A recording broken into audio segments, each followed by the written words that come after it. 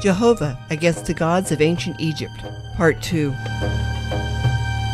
The face-off in the desert between Jehovah and the gods of ancient Egypt continues from the book of Exodus, chapters 7 through 12, as God continues to pour humiliation on the Egyptian deities. We have seen how each time Pharaoh refused to allow the children of Israel to go into the desert to worship, Jehovah visited another plague upon Egypt by turning the Nile to blood, overrunning them with frogs, sending nasty little biting bugs, then swarms of bigger, badder biting bugs, and finally killing the Egyptians' livestock.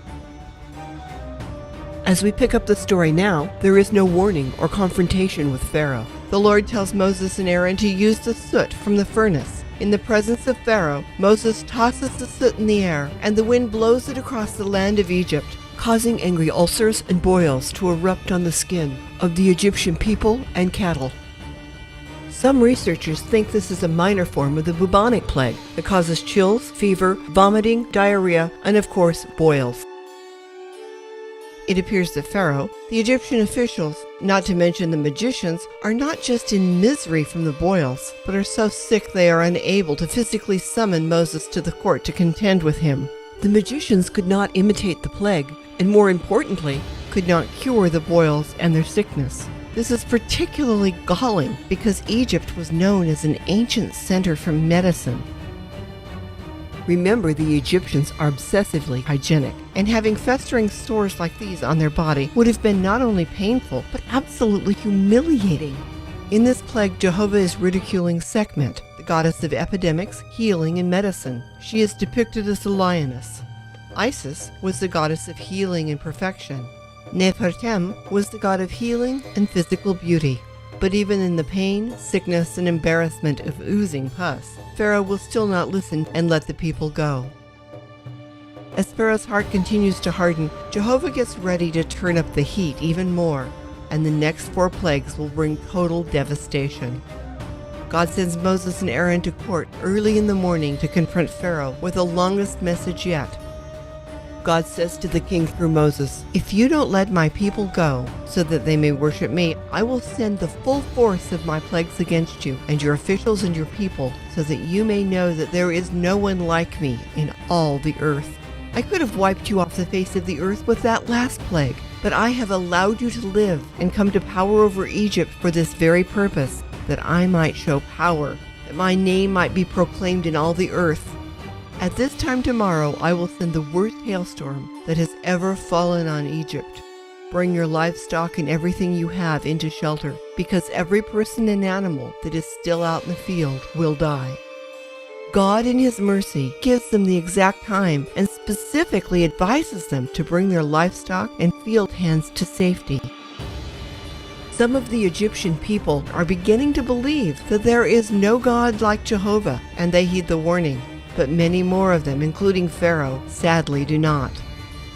The next day, early in the morning at God's command, Moses stretches out his hand with his staff toward the sky, calling rain, thunder, lightning, and hail throughout the land of Egypt. It beats down the crops and the trees, the animals and the field workers. Egypt averages 2 to 8 inches of precipitation per year, and many places have almost 365 days of sunshine. So it's no wonder that this was an event, the likes of which had never been seen in Egypt. But in Goshen, where the Hebrew slaves lived, there was no hail. With this plague, God is ridiculing a large number of Egypt's gods. Among them are Nut, the sky goddess; Shu, the god that personified wind and air; Amun was the god of wind; Tefnut was the goddess of rain. She is depicted with a lion's head. Mahis was the god of war and weather, an interesting combination. He too has the head of a lion. Set, or Seth, was the god of storms and violence. It doesn't take long before Pharaoh is summoning Moses and Aaron back to the palace. Once again, Pharaoh is pleading for relief, offering an insincere apology. "We have sinned." Notice he's passing the blame among his people. "The Lord is in the right and I am wrong. Pray to the Lord, for we have had enough thunder and hail. I will let you go. You don't have to stay any longer." Moses says, "When I have gone out of this city, I will pray, so that you may know that the earth is the Lord's. But I know that you will not fear the Lord God." He's calling Pharaoh's bluff. but Moses intercedes with God and the storm stops. After he receives relief from the storm, Pharaoh's heart and those of his officials harden and will not let the people go. Next, God reminds Moses that it is he, Jehovah, who has hardened Pharaoh's heart so that he may perform his signs among the Egyptians, and so that the Israelites may tell their children and grandchildren how God dealt with the Egyptians and know that Jehovah is the Lord. Moses relates to Pharaoh what God says, "How long will you refuse to humble yourself before me? Let my people go so that they may worship me. If you refuse, tomorrow I will bring locusts into your country. They will cover the ground so that it cannot be seen. They will devour what little you have left after the hail. They will fill your houses, something you have never seen before." The text says Moses turns and leaves Pharaoh. Even today, you never turn your back on a king.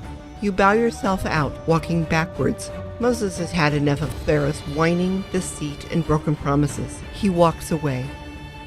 And Pharaoh's officials look at Pharaoh and say, "How long are you going to let this go on?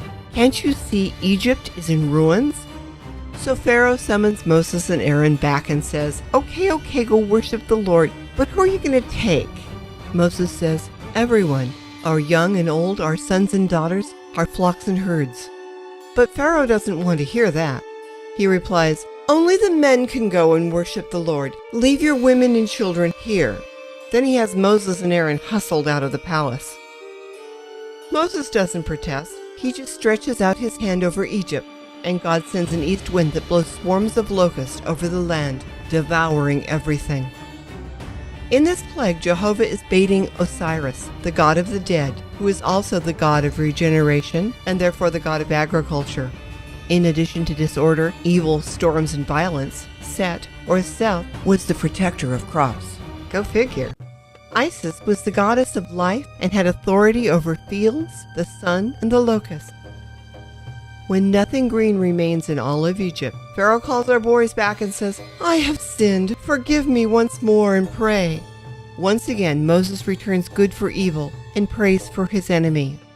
When Moses prays, God in his mercy sends a west wind and carries the locusts into the Red Sea. This brings us to the 9th plague. There is no warning. God simply commands Moses to stretch out his hand, and darkness so thick it could be felt falls on Egypt for 3 days. Yet all the Israelites in Goshen had light. Some believe this phrase would be better translated, "darkness so thick one had to grope or feel their way along." Others believe the darkness was caused by a heavy sandstorm, creating a tangible effect to the darkness. The earth is the Lord's, and he can use natural or supernatural forces to do his will. These are people who saw the sun almost 365 days a year.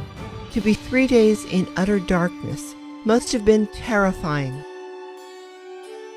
With this plague, God is poking fun at Ra, the major sun god, and Horus, representing the sun and the moon, or power and healing. After 3 days, Pharaoh calls Moses to the palace and says in effect, "Get out of here. Take your women and your children and go. Only leave your flocks and herds." Pharaoh knew that if their possessions remained in Egypt, so would their attention, and they'd want to come back for them. The Israelites had large, healthy herds, and you can bet Pharaoh was thinking of appropriating them to replenish what he'd lost in the plagues. Moses politely explains that no, he doesn't know exactly what animals they'll need or how many of each. God hardened Pharaoh's heart, and 3 times the angry Pharaoh threatens Moses with death if he ever sees him again. Moses is angry now too and tells him, "You've prophesied the truth. After today you will never see me again.